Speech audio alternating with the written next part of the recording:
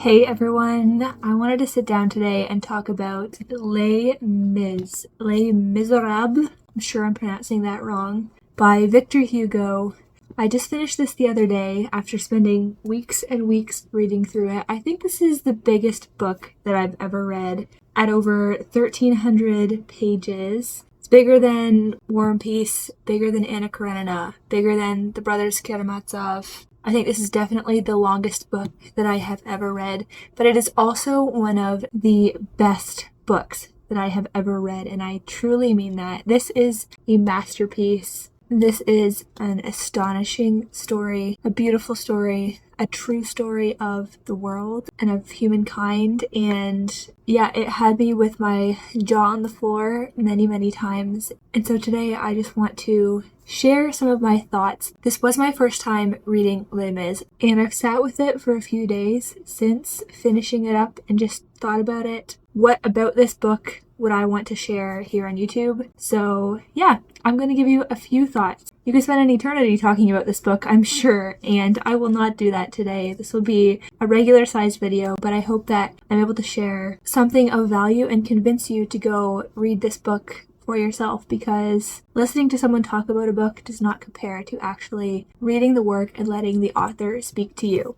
So, without further ado, let's get into it. So, as I said, I honestly think Les Mis is one of the greatest novels ever written. Why do I think that? Well, in this book, there are some of the richest and most well-drawn characters that I've ever encountered in a work of literature. It's a very diverse cast. So you've got priests, you've got convicts, policemen, downtrodden women, professional thieves, wealthy old men, revolutionaries, street urchins.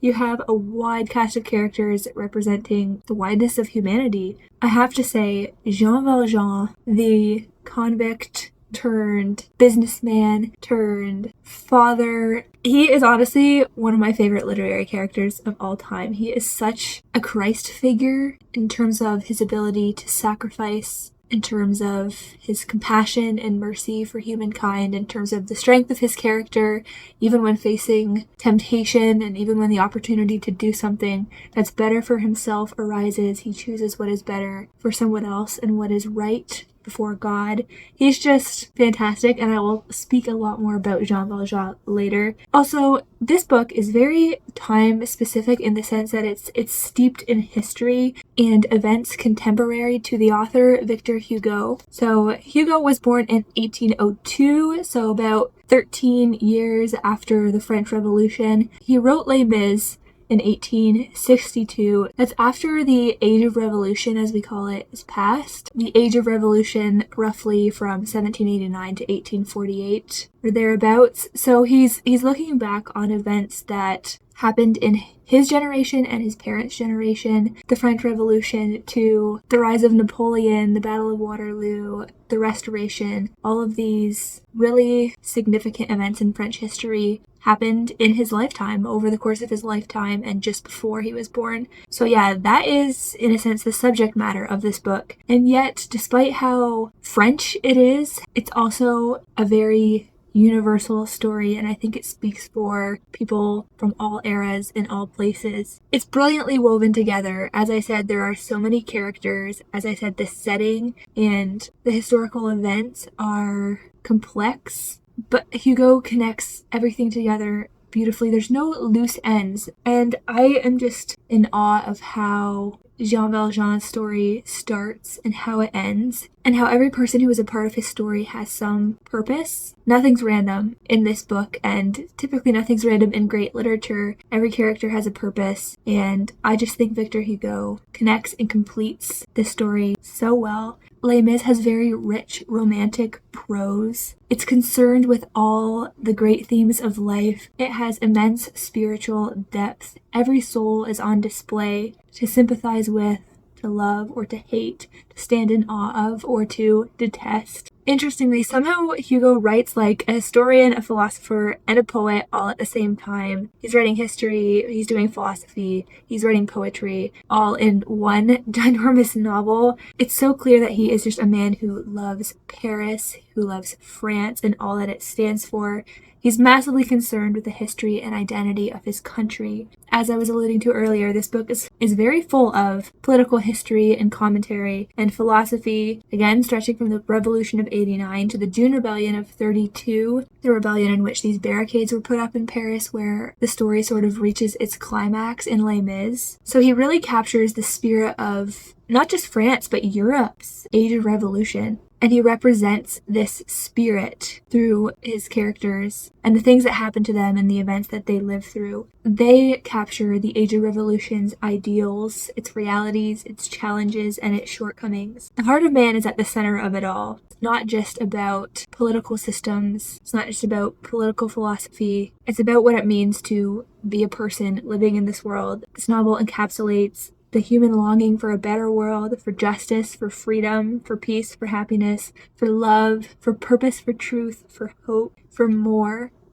than what is here. And it also captures the resistance to all that is unjust and evil in the world. This is the human story, longing for the good, the true, the just, the beautiful, because we are not able to have it perfectly here, yet we see it and we long for it and we reach for it. And also, then we resist and we reject all that is unjust and evil. I just think these two things and the contrast between them are brought to life so well in Les Mis. Ultimately, after reading this, I think Hugo's ultimate message is that the greatest force in the universe is love, and its greatest expression is self-sacrifice. We see this time and time again, a deep love between characters that is expressed by one of the characters giving up something for the sake of the other. We see this in the love of Fantine for Cosette, her little girl. The welfare of her daughter is her chief concern. She cuts her hair, she sells her teeth, she puts her body up for sale, all for the sake of her little daughter's security, survival, education. And ultimately, the sacrifices that Fantine makes lead directly to her death. And yet, as she's on her deathbed, as she's about to die, her final thought and prayer is for Cosette. And she entreats Jean Valjean, go after her daughter and take up the work that she was doing for Cosette's sake. We see the love of the revolutionaries for their friends, for the people, for France, for their country. They willingly sacrifice themselves for the principles of justice, freedom, and equality under the law, and for their belief in the worth and dignity of the common man. Most of all, we see Jean Valjean, the love of Jean Valjean for the suffering world, especially for Cosette, who is sort of this picture of everything that is wrong in the world. When she's with the Thénardiers, working in the inn, being abused constantly, and she's this child who just wants love and beauty and to be a child, and that's all taken away from her. She represents all that is unjust and evil and needs to be fought against. Anyway, so Jean Valjean, right, he spends 19 years in the prison hulks. He's released and he's desperate. After a series of events, he ends up meeting a priest, and through him he meets God. This meeting turns his life around forever. After meeting Monsieur Bienvenu, he turns his life around. He begins to show mercy to the poor and sick. He brings wealth and prosperity to the impoverished. He saves Fantine and her daughter. Cosette becomes the bright star of his life, the daughter who adores him when nobody else in the world loves him, and whom he can in return love, cherish, and protect. And so, once Jean Valjean has sort of adopted Cosette as his daughter, all of his actions are directed towards her ultimate good.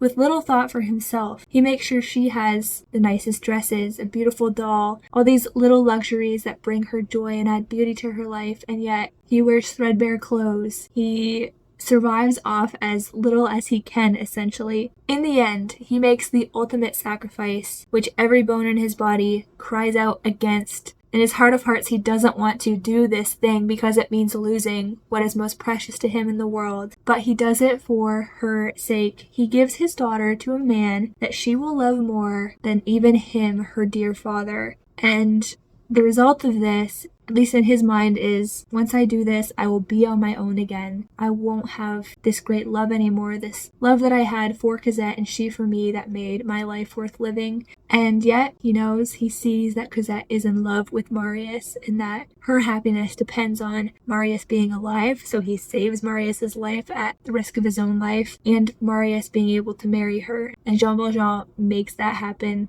even though he doesn't want it to. Interestingly, even Javert makes a sacrifice and demonstrates a sort of twisted love. Javert, the policeman who hunts Jean Valjean down for decades, is so obsessed with maintaining the law of the state and being by the book.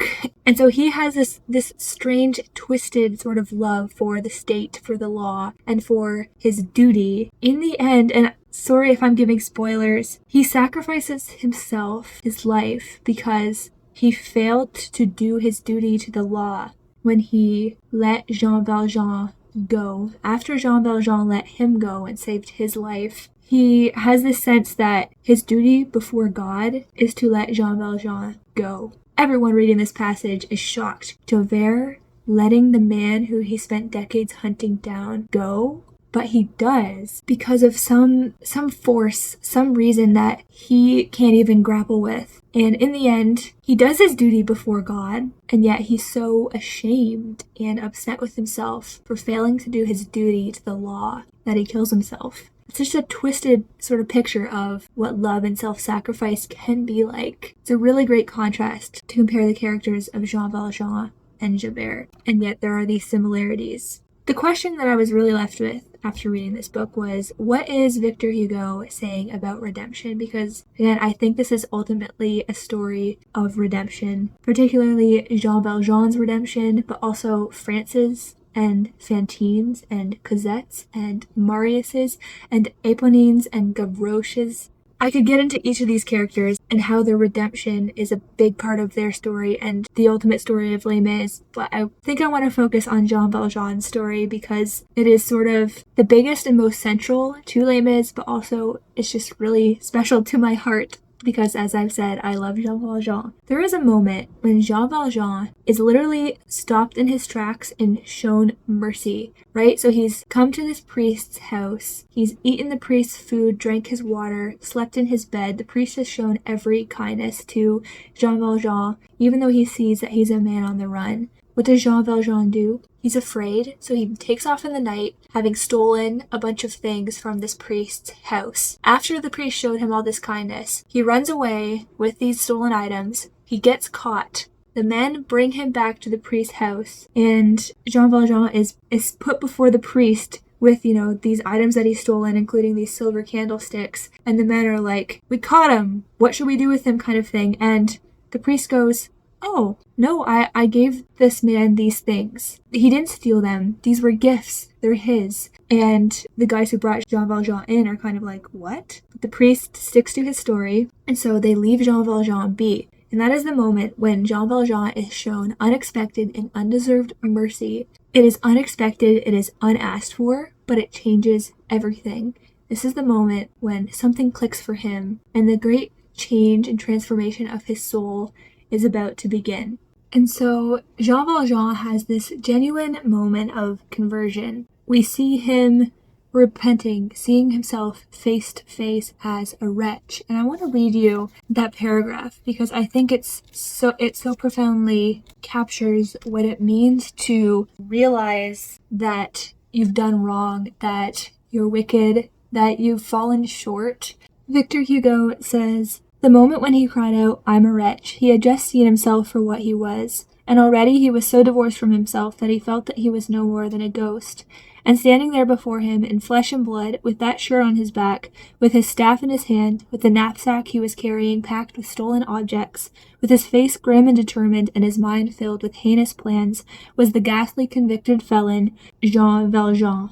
And he's horrified by this person that he sees, who is himself. So he beheld himself, as it were, face to face, and at the same time he saw in mysterious depth beyond this hallucination a kind of light which he initially took for a blazing torch.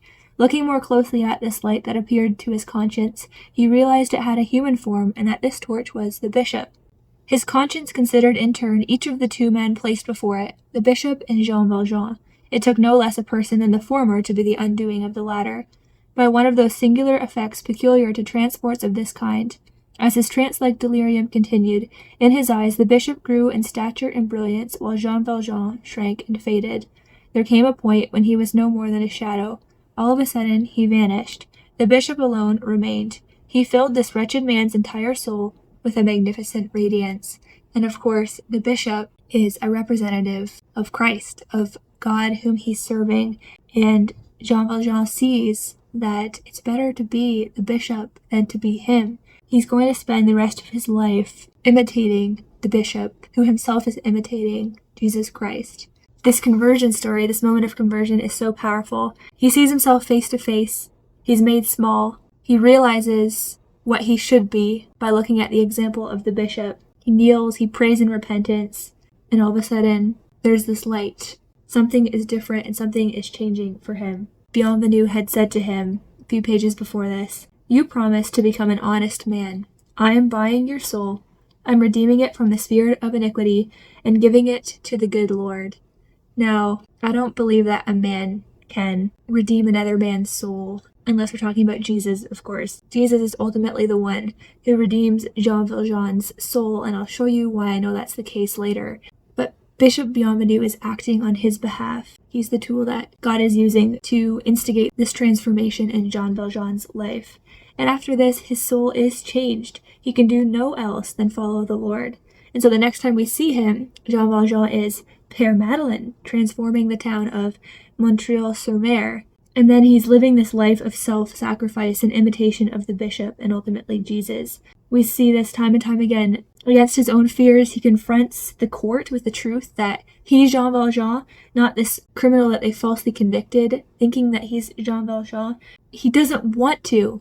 Again, he barely can get himself to this court. He doesn't want to go and do this because he's doing good in the world. Why should he give himself up? But ultimately, he knows that he can't let another man be sacrificed on his behalf, so he goes to the court, he identifies himself, and ultimately sacrifices his life and reputation in Montreal-sur-Mer as a result. After he rescues Cosette, he's on the run as a hunted convict still, but his chief concern is bringing her to safety and fulfilling his promise to Fantine. Ultimately, his greatest act of selflessness, and I've touched on this already, is that he goes into the barricade to rescue Marius, this young man, who's threatening to steal the most precious thing from him and ruin Jean Valjean's life, change it forever, not for the better, as Jean Valjean imagines. This thing being Cosette, of course. Yet he rescues Marius for the sake of her love and her happiness, knowing that it will bring about his own grief and loneliness. In the end, he succeeds. He saves Marius' life. Marius and Cosette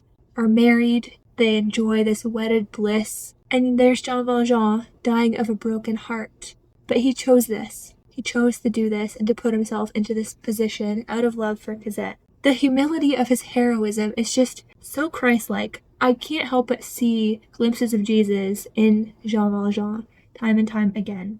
I find it interesting that Jean Valjean doesn't tell anyone that it was him who almost died to rescue Marius. All he tells Marius is the truth about his past, that he was a convicted criminal, and Marius, as a result, distrusts him and sort of wants to push him away. And it's like, Jean Valjean, all you have to do is tell him what else you've done. Don't just tell him the bad things you've done. Tell him the good that you've done, including saving his life and bringing him to Cosette. But he doesn't. Rather, he lets Marius believe him to be a criminal unworthy of association until the truth about him and his self-sacrificial heroism comes out, by chance, as it were.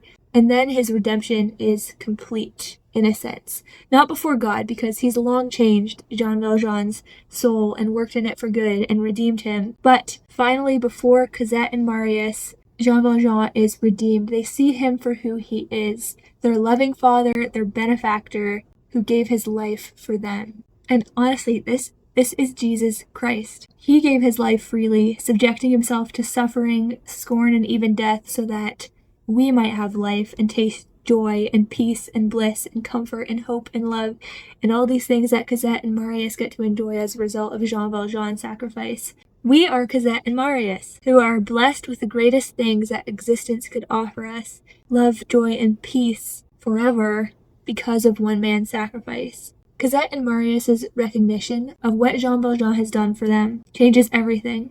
Just like Jean Valjean's moment of repentance and mercy when he faced the truth about himself and about the way that he should be living, changed the way that he lived forever. Knowing the truth about Jean Valjean changes the way that Cosette and Marius will live going forward. We don't get to see this play out because the book ends, but you can just tell It's in this moment of forgiveness and peace and restoration when Jean Valjean, Cosette, and Marius come to know the truth and they're reconciled to one another, that Jean Valjean, about to die and knowing it, takes the little copper crucifix off his wall and says, "There's the great martyr."